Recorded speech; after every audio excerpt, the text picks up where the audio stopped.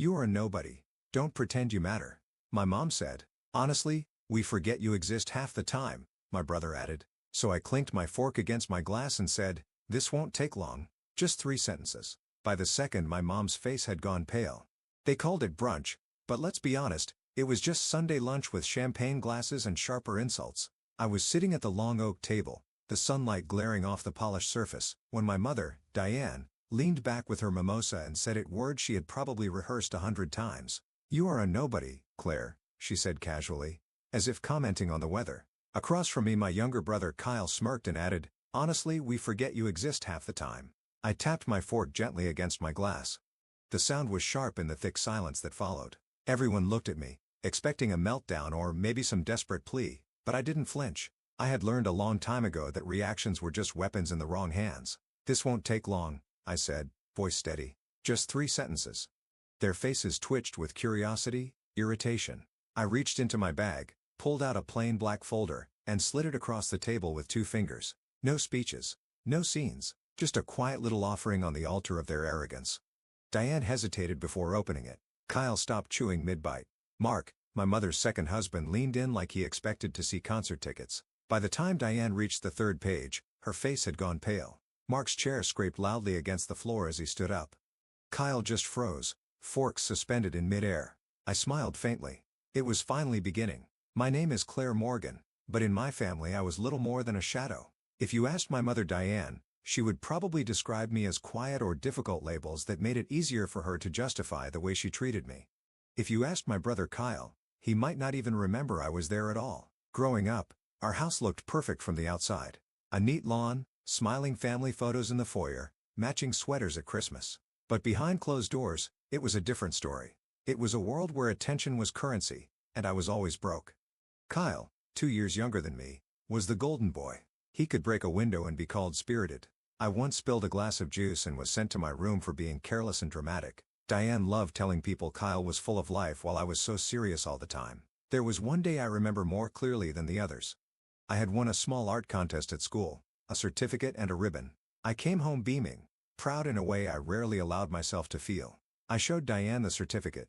She barely glanced at it before saying, "You really should focus more on science. Art won't get you anywhere."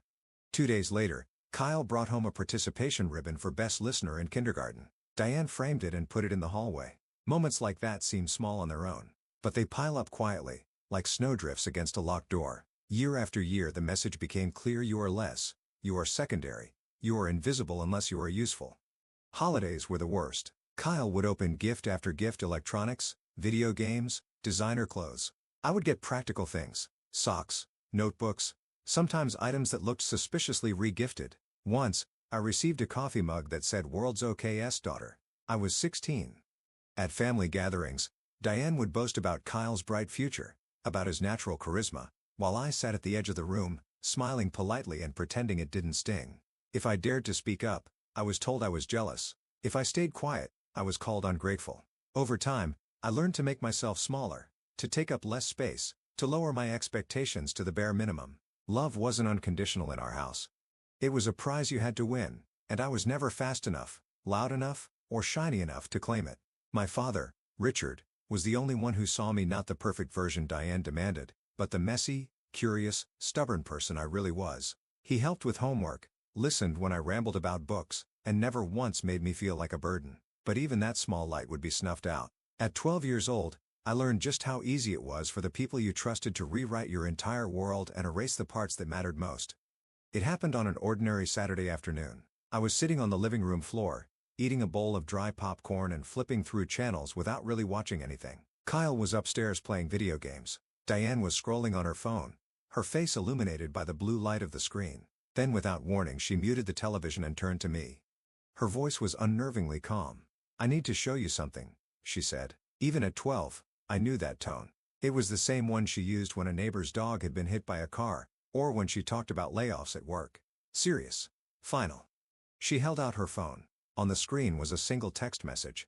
"If you take her, I'll kill you both." The sender's name was listed as my father's. I stared at it, my heart stuttering in my chest.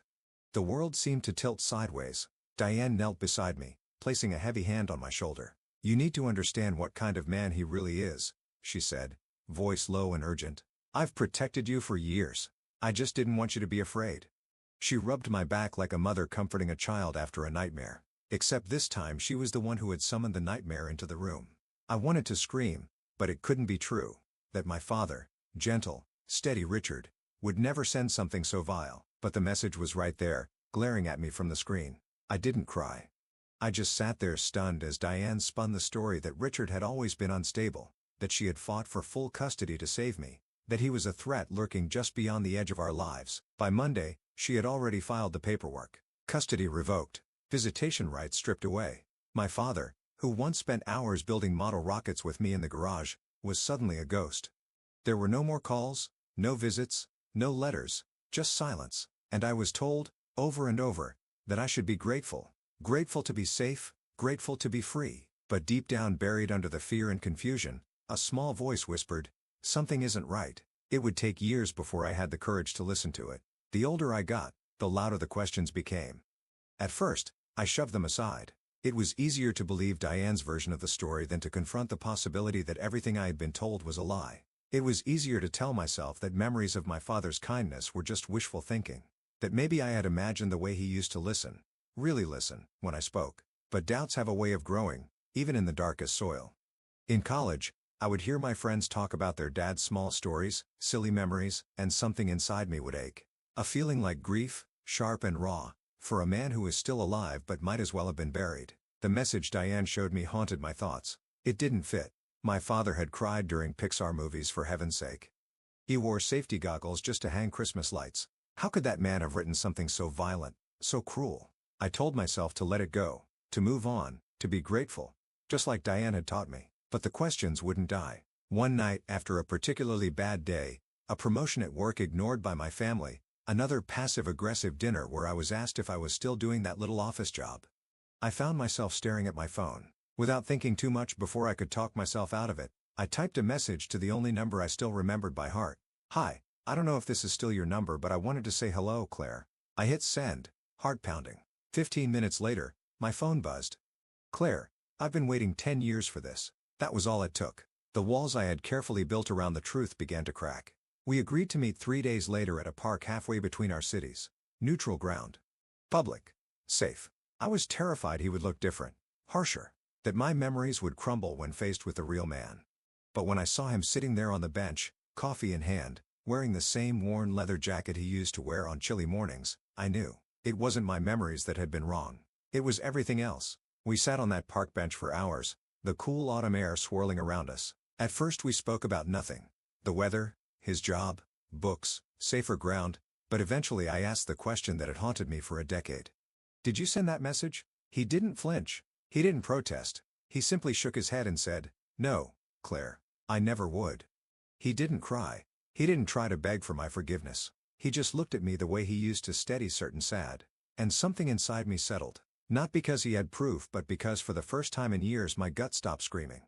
Still, I knew believing wasn't enough. Not for what had been taken, not for what had been done. I had to know the truth. It started with curiosity, but quickly turned into a mission. I wasn't a hacker. I wasn't some TV detective. I was just a daughter who needed answers. So I did the only thing I could think of. I trained. I took night classes. I studied. I became a licensed private investigator specializing in digital forensics and background tracing. Not the glamorous kind of PI work you see in movies, the real kind. Quiet, careful. And when I was ready, I moved back home.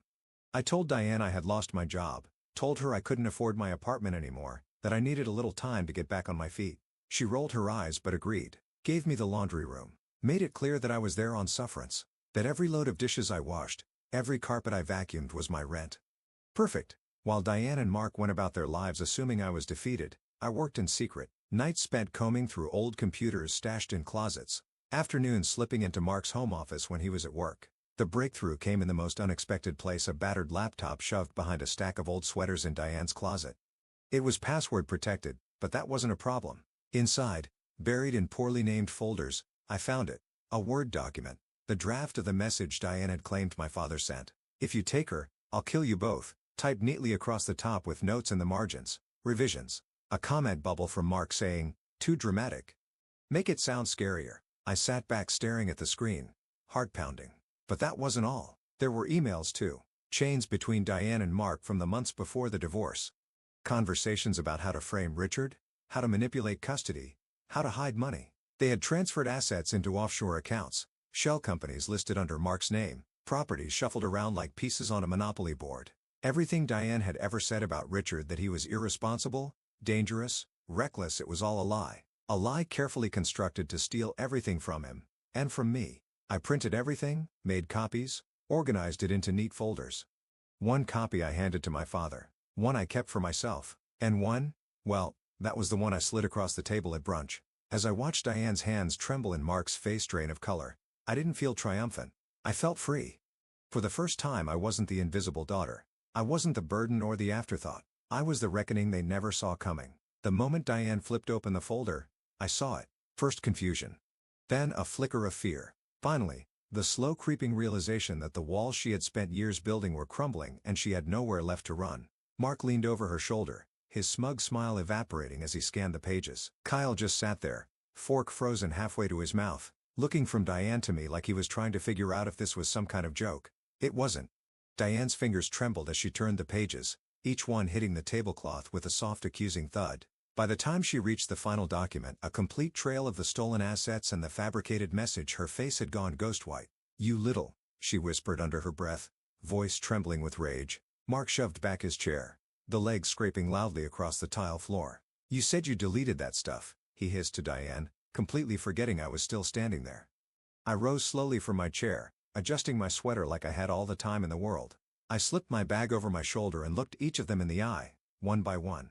"The originals," I said calmly, "are already with people who matter. This was just for your personal enjoyment." Diane opened her mouth like she was about to say something, some excuse, some denial, but no words came out. Only a small, desperate gasp. I didn't wait for a response. I turned and walked out of that house without a second glance. No shouting, no tears, just the truth, laid bare, like a wound that had finally been exposed to daylight. I didn't even bother to grab my coat.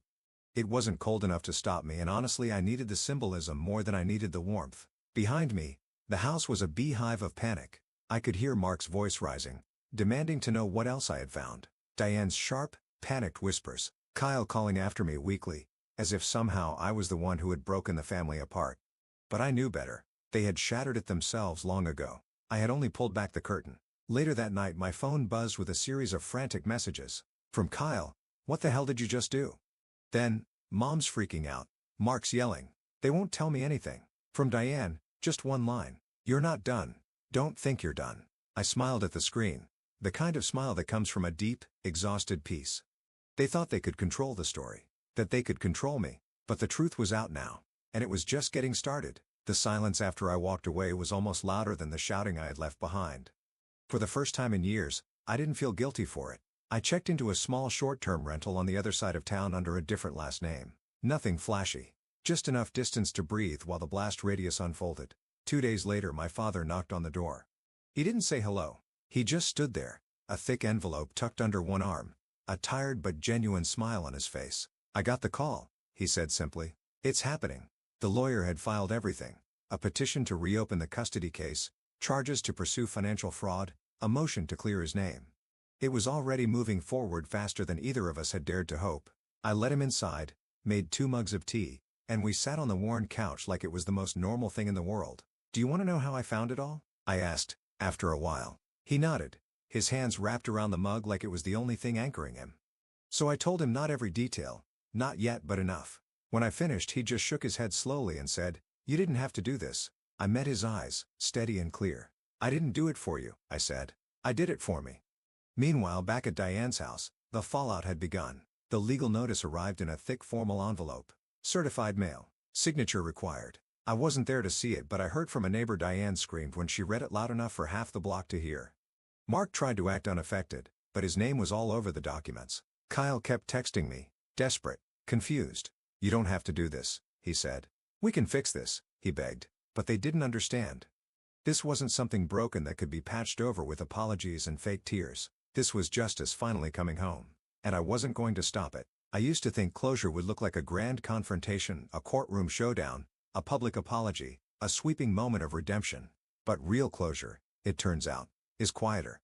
It's choosing yourself over the people who never really chose you.